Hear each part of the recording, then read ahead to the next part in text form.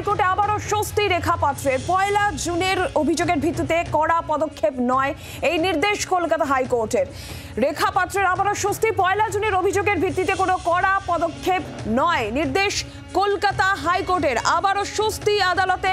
রেখা পাত্রের বসিরহাটের বিজেপি প্রার্থী। দায়ের হয় এফআইআর। 5ই জুলাই পর্যন্ত স্থগিতাদেশ। 19শে জুন মামলার পরবর্তী শুনানির দিন ধার্য করা হয়েছে। অর্থাৎ আপাতত স্বস্তিতে বসিরহাটের বিজেপি প্রার্থী রেখা পাত্র। বিস্তারিত বিষয়ে জানাবেন অর্ণবাংশু নিয়োগী। টেলিফোন লাইনে রয়েছেন প্রতিনিধি অর্ণবাংশু। দেখো, সেটা হচ্ছে রেখা পাত্রের বিরুদ্ধে একটা মামলা নতুন করে এফআইআর দায়ের করে পুলিশ। সেটা গত 1 তারিখের মামলা। সেই মামলার পরিপ্রেক্ষিতে এফআইআর উপর স্টে চেয়ে রেখা পাত্র হাইকোর্টে মামলা করে। সেই মামলায় আজকে বিচারপতি অমৃতা সিনহা নির্দেশ দিয়েছেন যে সেই এফআইআর উপর কোন রকম স্টেপ নিতে পারবে না পুলিশ, এক। আর দ্বিতীয়ত হচ্ছে আগামী 5 জুলাই পর্যন্ত এফআইআর উপর স্টে থাকছে। আগামী 19 তারিখ মামলা পরবর্তী শুনানি।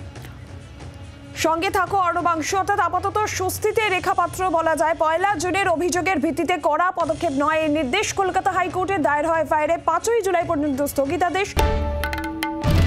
বাংলার আওয়াজ, বাঙালির আবেগ, জি 24 ঘন্টা।